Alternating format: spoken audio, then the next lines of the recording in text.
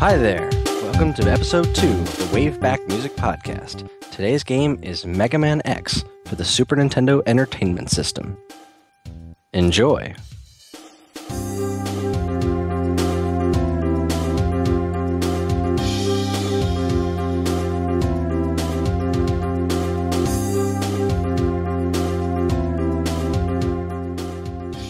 Hi there! This is the WaveBack Music Podcast, a show where we listen to and reminisce about some of the best video game music there is. My name is Chris, and I am your host, and we are streaming live this evening from Geekade.com. We have an extraordinarily action-packed show for everyone. We're going to listen to a few tracks, read some listener mail, and genuinely have a good time. So if you are listening to us live, thank you very much for tuning in. If not, we will be posting this through our regular channels on Geekade.com as well as on iTunes. So here we go. Without further ado, let's discuss Mega Man X for the Super Nintendo Entertainment System. Mega Man X was released by Capcom in January of 1994. The composer was Setsuo Yamamoto, but more on him in a little bit. Before we talk more about the game, I got to set the stage. Mega Man 5 came out for the NES in December of 92. Mega Man 6 was not until March of 94. Mega Man X came out in January of 94. So Mega Man 1 through 5 had been all anybody knew of Mega Man up until that point. They were all NES games. They're all remarkably similar to one another from a visual standpoint, at least from the sprite. You know, Mega Man looked the same from game to game. There was a very specific formula. You fought bosses that were something man, Yamato Man, Spring Man. Well, Spring Man wasn't until Mega Man 7, but I digress. When the Super Nintendo came out in 1991, you started to see all these amazing evolutions of some of the games that made the NES era what they were. You had Super Mario World, Castlevania 4, Final Fantasy 4, Super Ghouls and Ghosts, all in 1991. And then in 92, you had Legend of Zelda: A Link to the Past, Super Double Dragon, Contra 3, and right around the corner, you had things like Super Metroid coming in 94, Final Fantasy 3, Donkey Kong Country, Super Punch-Out. These games that exemplified the NES. Some of the biggest names were all getting these amazing new iterations. And one of the ones that I was most excited to see, what was going to happen to Mega Man once it didn't have the opportunity to look the same anymore. What was going to be the next evolution of Mega Man? What I did not expect was what we got, which was Mega Man X, a very, very different kind of game. I remember seeing it in Nintendo Power and a couple other magazines. I think I had a copy of Game Fan that had a lot of Japanese screenshots, and I remember looking at it thinking it looked amazing, but I didn't understand it because wait, what was the story? What was the premise of this game? It didn't really seem to make sense to me. I remember walking in, my dad gave me a ride to Shore Video, which was my local video rental store, back when this game first came out, when Mega Man X was released. It was probably a little bit after it was released. No, it must have been in January. We walked into the store. I walked right over the Super Nintendo section, and there was Mega Man X sitting on the shelf, and that box art just screamed to me, "This is the game you need to rent today." And I picked it up, and I took it home. I popped the cartridge in, and it was a very interesting intro. It had, I had the familiar Capcom startup sound that had been familiarized with me from Street Fighter 2, and it had this similar kind of music palette. I had a very high expectation for the way this game was going to sound because of other Capcom Super Nintendo games. UN Squadron, Super Ghouls and Ghosts, Final Fight, Street Fighter 2. Capcom had a way with the Super NES sound chip that was just remarkable. And knowing how good Mega Man music was already, every game had just an amazing soundtrack. I had very high expectations, but I was a little timid on the release because it was so different from what I came to expect. After the Capcom logo came and went, it kind of started up like a DOS boot up prompt. It was very strange, and And this weird alarm sound was going off while the story was kind of being told, and it was kind of jarring. Then the title screen hit, had some pretty cool rock sounding music, a neat little effect, and Mega Man sitting there, and you press start. Now, what happened next is one of the most pivotal Super Nintendo moments in my memory. I loved what came next so very much because it simultaneously scared the heck out of me and lowered my expectations, and then within microseconds launched them way back into the stratosphere. Every Mega Man game, you start it up and you have a level select screen. This game, I started it up and it just went right to a stage. I didn't get to choose stages, and I was torn for a split second thinking, wow, did they make this game linear? Am I not going to get to choose stages? But then the music started, and it starts as soon as that stage starts. So it was a microsecond of that thought. And the moment this music started, I was sold. I was beyond sold. This is still one of my favorite tracks in this game. It might even be my favorite track in the game, hands down. It is an amazing track. So let's listen to Opening Stage or Highway from Mega Man X.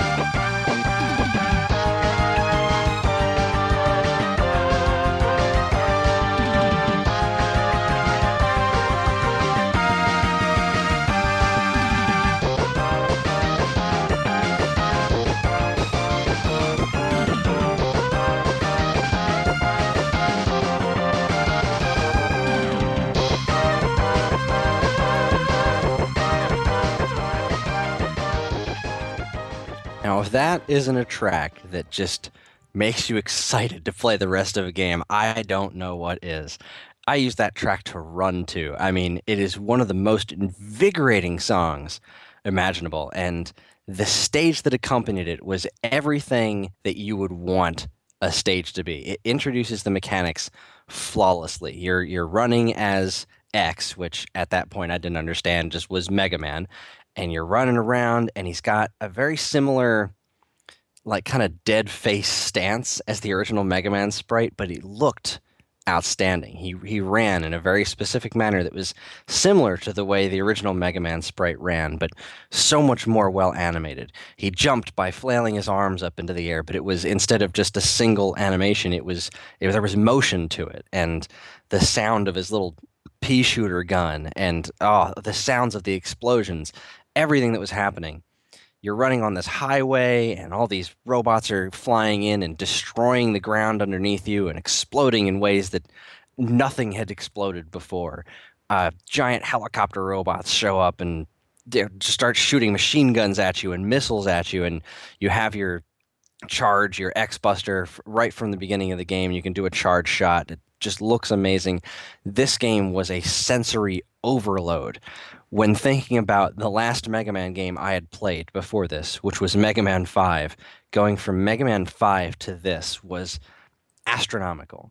If you think about going from, say, Castlevania 3 to Super Castlevania 4, there's a certain level of there was an awkwardness to Super Castlevania 4. I think that game is brilliant, but there was some growing pains there. Um, some of the other games, Super Double Dragon, was another situation. There was some real growing pains there. This game was just astonishing right off the bat. But it was about to take it to yet another step forward. Towards the end of this opening stage, this giant ship comes in from, flies across the top of the screen and starts dropping these robots driving red convertibles for some reason, which had this really great animation if you blow them up piece by piece. And if you blow up just the robot on top, you can jump on the car and it kind of bounces under the weight of Mega Man, which is a great touch. But after you blow up all these things, the music changes, and this giant walking mech suit with a purple Boba Fett looking robot in it slams down onto the ground just with this slam sound and proceeds to beat the living crap out of you. You can shoot this guy until you're blue in the face, until you're blue as Mega Man in the face. You can just keep on shooting him and nothing's going to happen. You can maybe slow him down, but there's no life bar. There is no way to beat this. But as playing this for the first time, an unbeatable boss to make forward progress in the story was kind of unheard of at that time. So I'm fighting for my life. I'm thinking, oh my God, this game is crazy hard, until I finally run out of health and the robot comes and grabs me. It's just holding on to me, and then some text box shows up, and you hear this charge up sound from off the screen, and all of a sudden, that robot's arm is blown off, you fall to the ground, and this awesome looking robot named Zero shows up, who looks like Proto Man with a giant ponytail, and is just scares this guy off. He jumps back into the ship, flies away, turns around, and has a conversation with X. So now there's a conversation between Mega Man and this other character that is very anime inspired, and young me is just freaking out.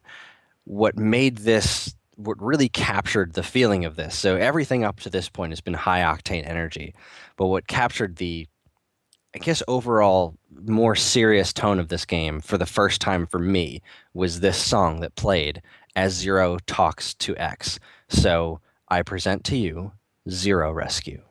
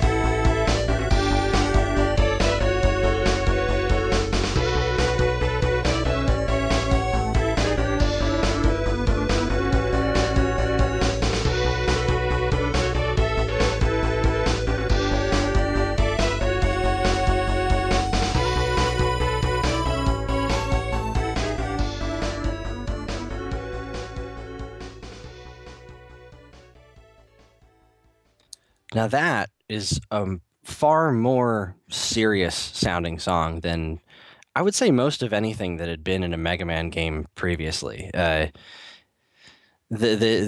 tone of that whole situation, like coming from previous Mega Man games where Mega Man was like the shit. You were the most powerful thing around. You could always tackle what was coming up next because you were Mega Man and you were totally awesome. But in this game, there's suddenly a lot more things that are far more powerful than you. And, well, that was something entirely different for this franchise. And it was this strange feeling to be in a Mega Man game and not feel like the most powerful thing around, which is pretty neat. Sorry, we're doing this live, and I'm moving some things around and trying to get somewhere, and this thing won't go away. I need a thing to go. There we go. All right, cool. So, as soon as having finished up with all of this interesting situation here, finally things start to look a little bit more normal. Now, before we get to the part where I can see the man. I am sorry. This is like really confusing me right now, but I'm almost there. I am putting a thing somewhere. See, now, just to give a little bit of explanation on the back of this whole situation here, on the back end is DJ Vestlord, who is playing all the music for me. Now, this is our first time doing a live show, and there might be a few little bumps and rocks like me losing my brain for a second there. I just put the next song into our shared drive so that DJ Vestlord can play it coming up next. So, um, the first part of True Familiarity that came after this part of the game was the password sequence. Now, Mega Man games have had this kind of history with me of some of my favorite tunes, especially in Mega Man 3, which is my favorite Mega Man game, having really good password music.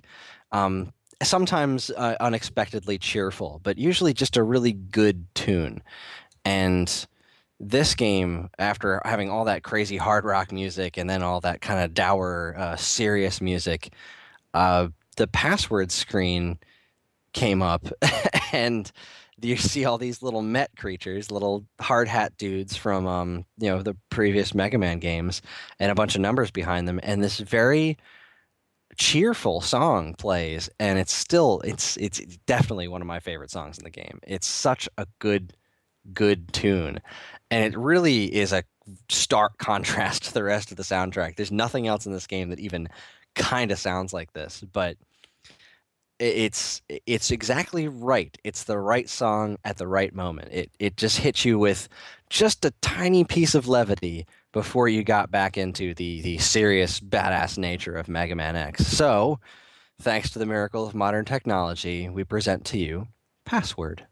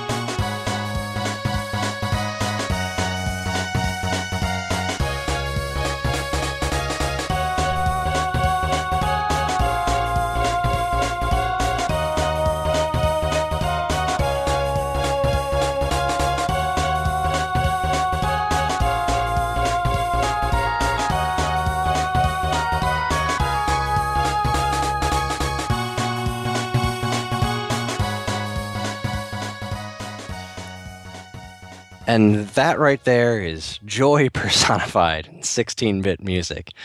Uh, God, I love the Super NES sound card so very much, and few companies were able to harness it the way Capcom did.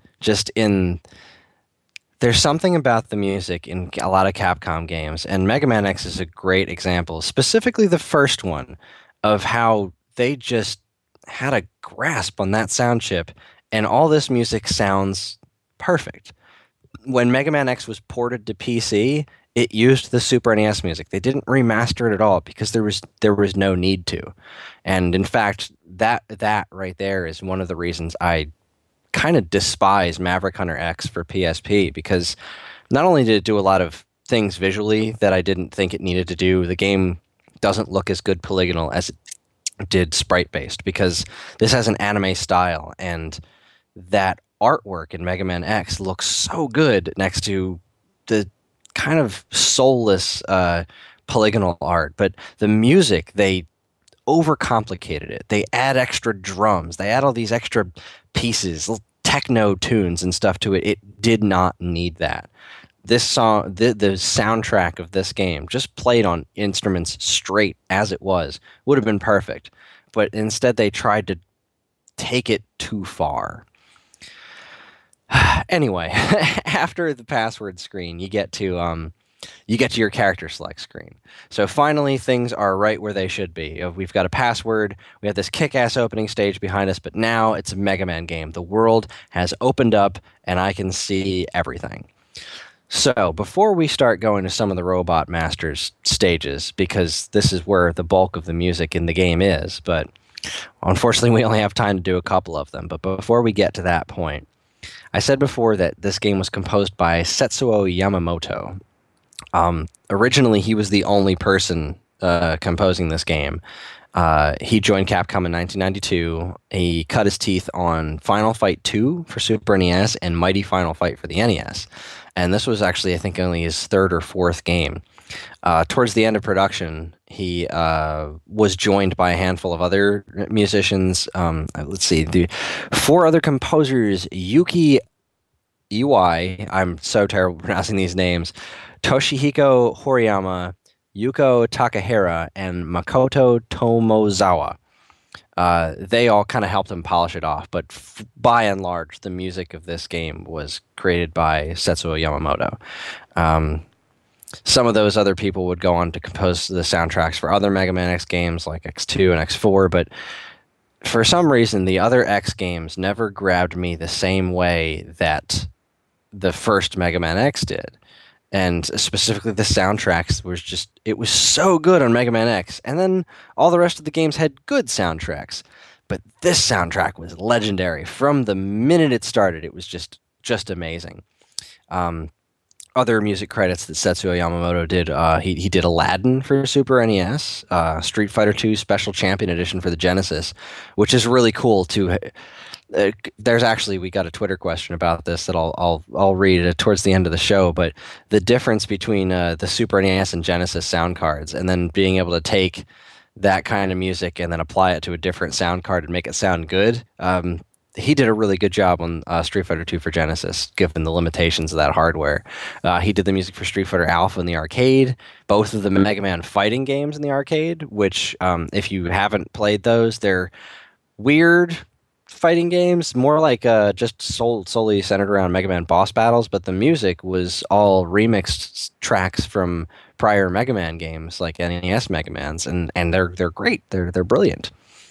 But speaking of brilliant, now we get to the Robot Masters. The first one that we're going to listen to out of the Robot Masters is the first stage that I picked when I got this game. I was used to seeing something man, and instead these were all themed after animals. And I mentioned before I had a copy of, I think it was Game Fan, that I was reading about all these these Robot Masters, and they didn't have the American names listed. They had their Japanese names printed out.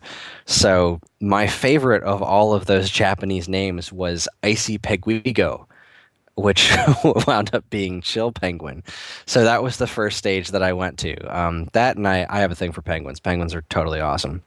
So this stage has a really interesting sound to it, and it's really exemplifies some of the different kinds of music that this game presents.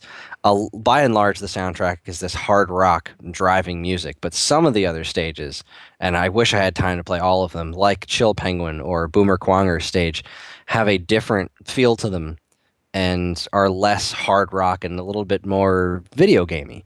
And this is a snow stage. It's covered in ice and snow. You go into caves. You meet all sorts of weird creatures, and this music does a marvelous job of making that feeling match.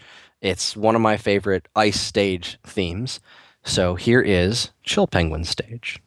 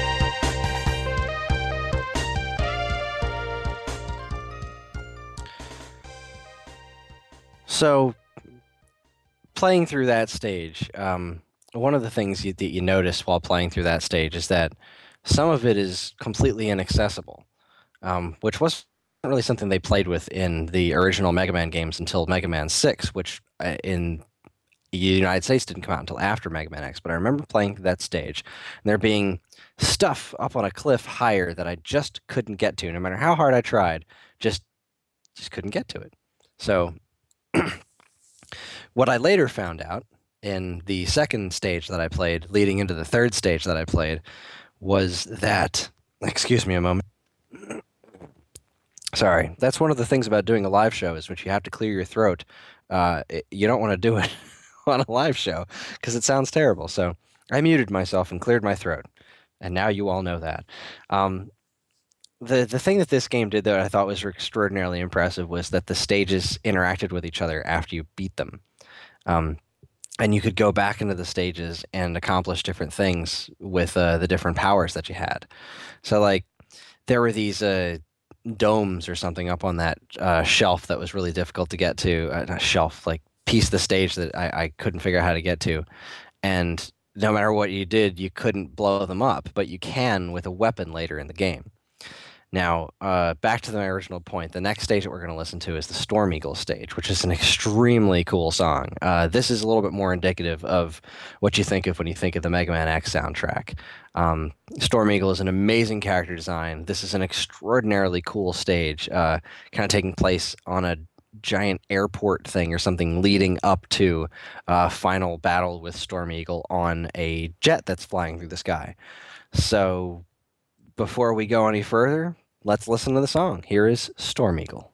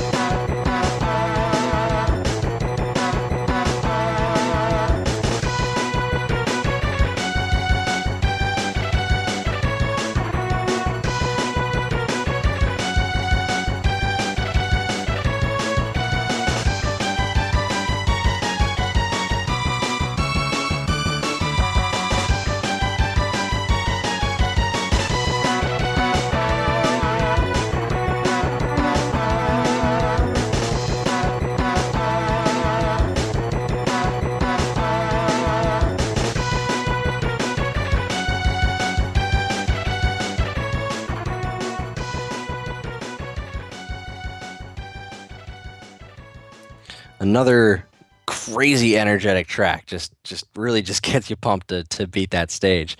Now, at the end of this stage, you go onto this plane that's like flying through the sky, and a bunch of it blows up when you get on there, which seems like a bad situation to be in.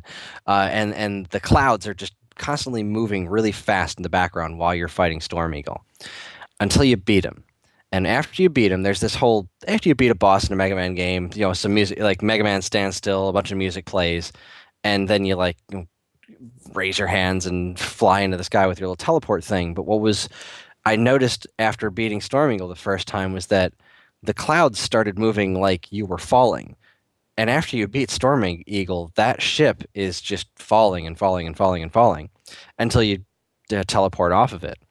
Now, the next stage that I wound up playing was Spark Mandrill's stage. And I didn't know this at the time because I played this stage for the first time after beating Storm Eagle, and I hadn't played it before that. If you play this stage before you beat Storm Eagle, it's a very different stage. There's a lot of these kind of glass-looking tubes with lots of sparks and electricity flying all over the place.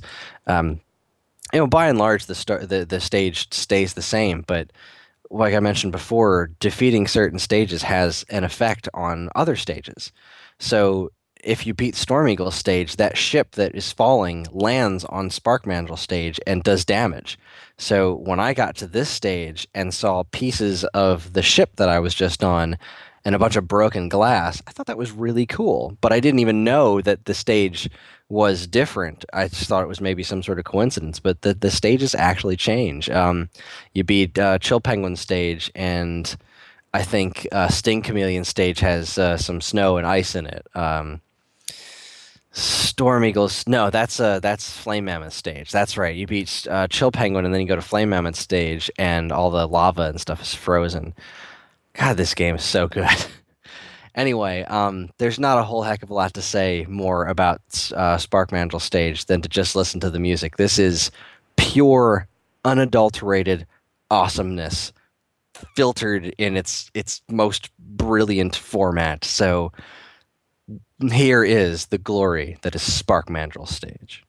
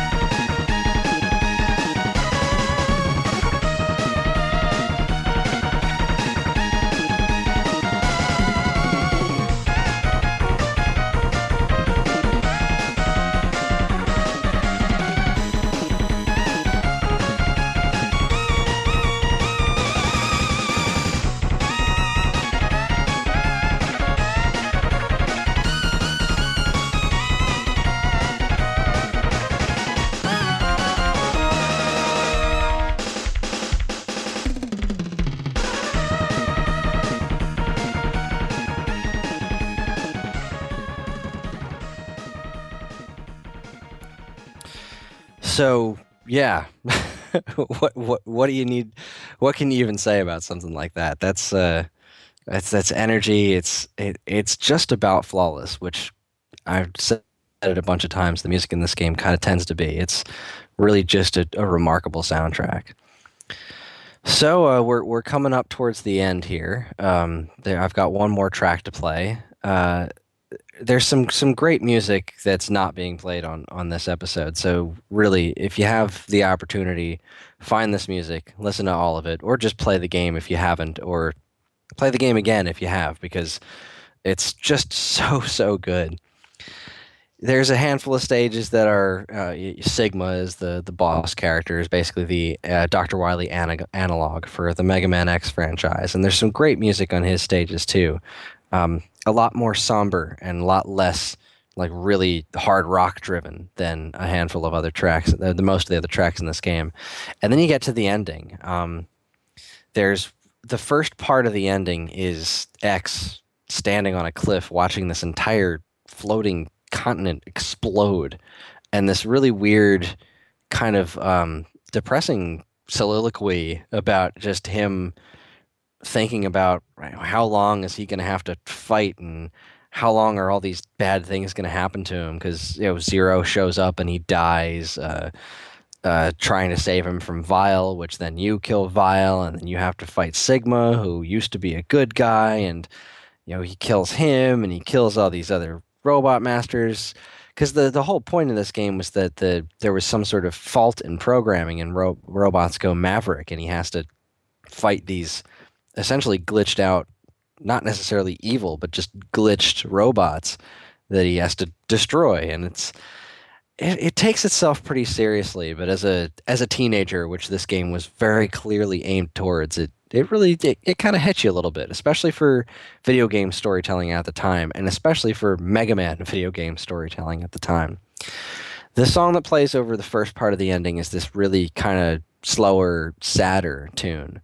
But then you get this the second part of the ending, which is it's basically just X running the other direction to the left side of the screen along what looks to be the highway scene from the beginning of the game, but in reverse.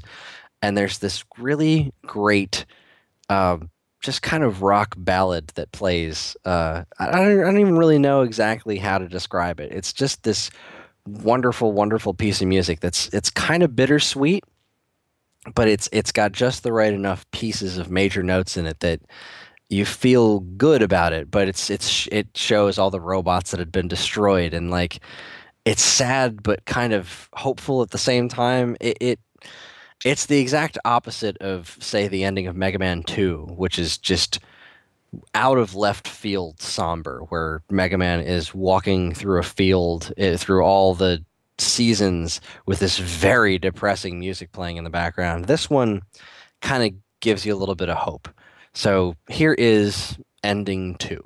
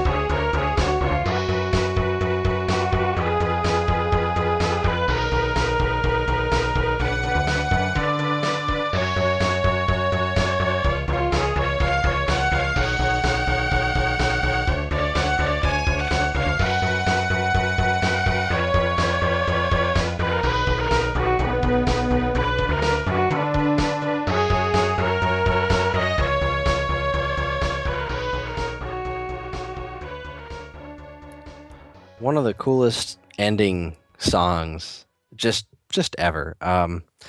It's a cool song, but it also kind of leaves you. And I wish the game would have ended on that song because the two songs that follow are there is when the actual credits for the game roll, the staff roll plays, there's this other really weird jazzy song that plays. It's really, really does not fit with the format of this game, even more so than the password song. It's not a good tune, and I don't like it. And I've never cared for that one piece of this otherwise flawless video game. Just the way that it plays that really crappy garbage over the credit roll, and then it goes to the little stinger afterwards and plays this um, kind of moody song that played as the last Sigma stage, which is a very repetitive song, but the stage was only meant to be a few seconds long.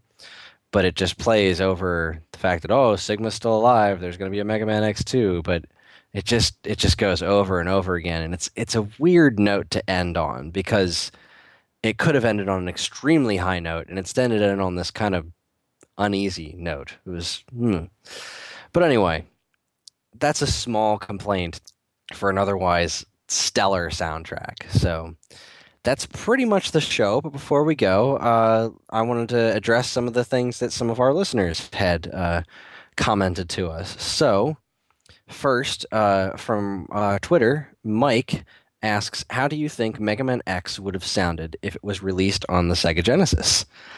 Um, that's an interesting question because the Sega Genesis had a way with guitar sounds that was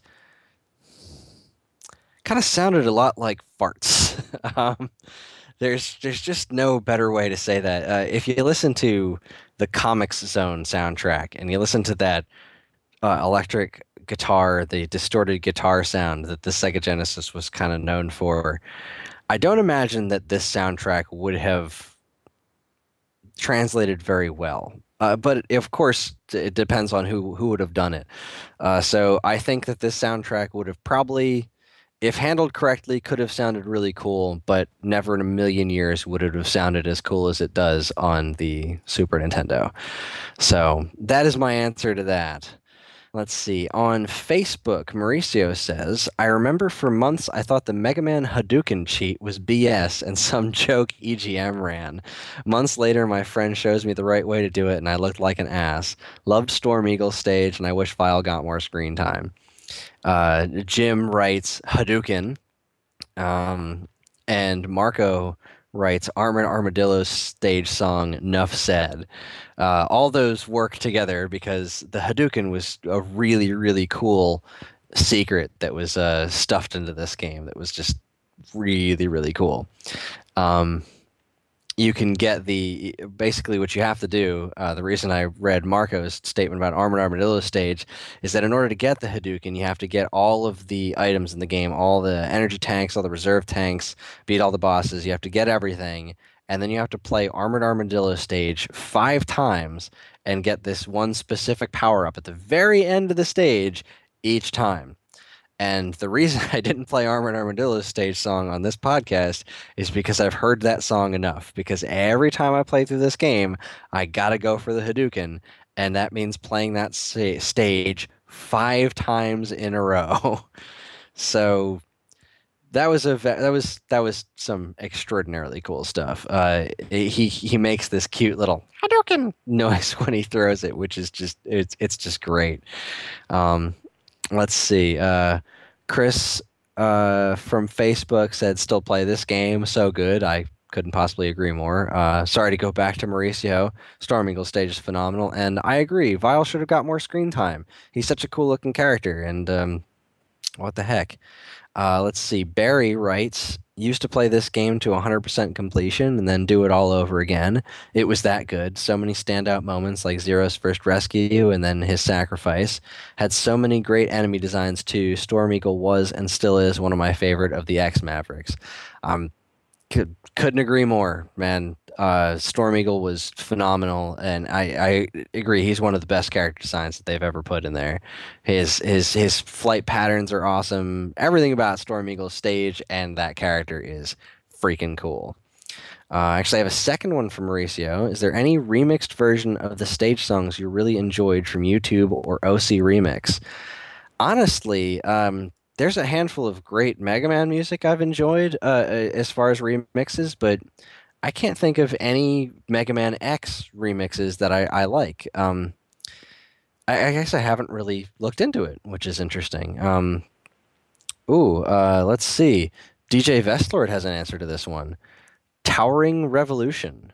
Hmm. Is that an OC remix track, Mr. Vestlord? It's a Boomer Quanger stage remix, and yes, it's from OC Remix. So I'll have to give that a listen because I love OC Remix, and I like a lot of remixes that people do, and I've listened to a ton of great Mega Man ones, but I guess I've never really sought out Mega Man X ones because the soundtrack is just so flawless to me. Um, and I was so soured after the Maverick Hunter X for PSP because it was just, bleh, just no good. Uh, let's see, last one. Let's see. Actually, no, we'll not do a last one because Mauricio just said another one, and I agree with this wholeheartedly. Another great song that deserves a mention is the Doctor Light capsule theme. Still stuck in my head to this day. Awesome. Awesome podcast, man. Thank you, Mauricio. It wasn't without its kinks, but for episode 2, I think we're not doing bad. And yeah, I really wanted to play the Doctor Light capsule theme. It was a matter of like picking exactly which tracks to play, but the Doctor Light capsule theme it's a very short track, and that was another crazy moment because, like I said, the first stage that I played was Chill Penguin stage, and that's the one stage where you can't progress any further without running into that capsule, and the storyline of Mega Man X was such a mystery to me. I knew that it took place in the future from Mega Man, but when I came across that capsule and Dr. Light was in it from the original Mega Man, and this kind of sad, mysterious music starts playing in the background, I was just enthralled, and that this capsule just kind of was sitting there, and you get the dash power up, which is like the quintessential piece of these games is that dash power up, and boy, it just changes the game forever after you get that. So I was very lucky that I played that stage first, and it's a great tune, Mauricio. I could not agree more. Let's see, Mike.